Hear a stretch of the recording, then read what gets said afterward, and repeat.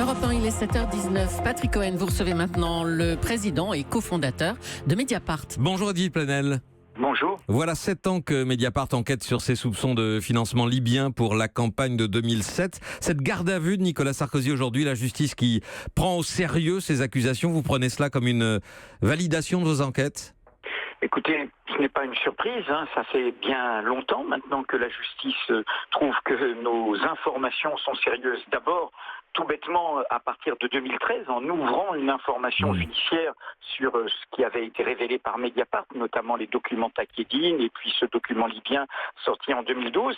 Et puis depuis, vous savez, quand nous avons sorti ce document libyen, Nicolas Sarkozy, qui ne nous a jamais poursuivis en diffamation, nous a accusés de faux et usage de faux. Et comme vous le savez, l'enquête autour de ce document, qui a été une très longue enquête, très fouillée, eh bien, a conclu que, je dirais par une formule qu'il faut renverser en disant, puisqu'il s'agissait de savoir si c'était un faux, ils ont dit que rien ne permet de prouver que c'est un faux, donc en clair que c'est un vrai, évidemment. Il y a eu un non-lieu et Nicolas Sarkozy s'est pourvu en cassation, voilà. Bien sûr. Pourquoi dites-vous, Edwy Plenel, que c'est l'affaire la plus grave potentiellement de la Ve République ?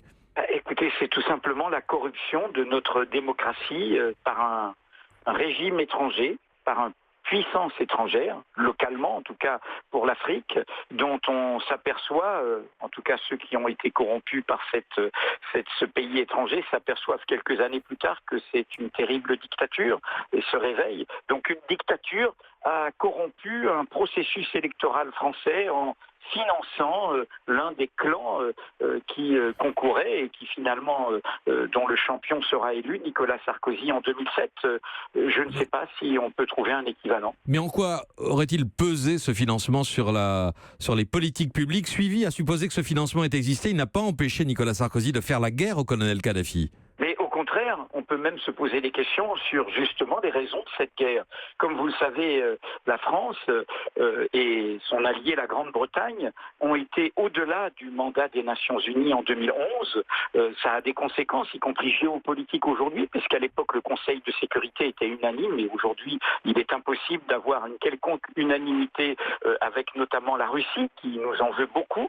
Et donc la France a poussé plus loin. Jamais il n'était question de renverser un régime.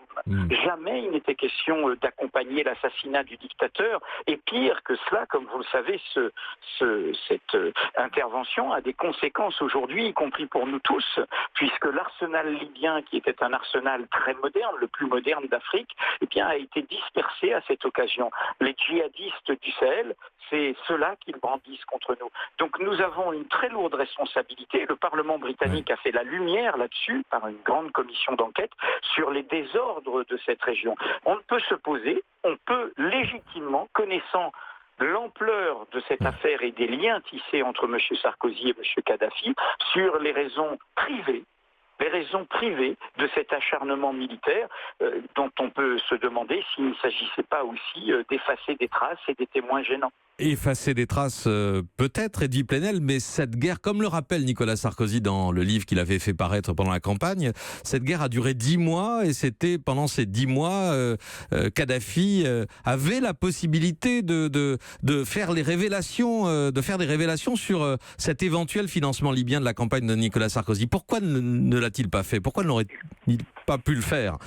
Écoutez, je ne suis pas dans le cerveau de Kadhafi, qui peut-être était dans l'irréalité que souvent les dictateurs et les gens du pouvoir personnel ont. Ce que je sais simplement, c'est qu'aujourd'hui, tous les témoignages, toutes les auditions, tous les documents d'origine libyenne, y compris devant la Cour pénale internationale qui en a recueilli certains, et je crois qu'ils sont dans le dossier judiciaire français, vont tous dans le même sens.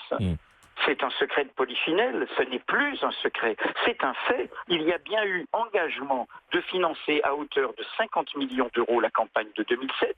Il y a eu début de versement par plusieurs canaux que nous avons identifiés pour un total au moins de 10 millions d'euros. Et il y a eu toutes sortes de négociations derrière ça, y compris, on le dit trop peu, le fait d'essayer de blanchir judiciairement l'homme des services secrets de Kadhafi, qui était responsable de terrorisme aérien et notamment de l'attentat contre le décédiste du TA, qui avait même choisi le même avocat que M. Sarkozy pour s'entremettre.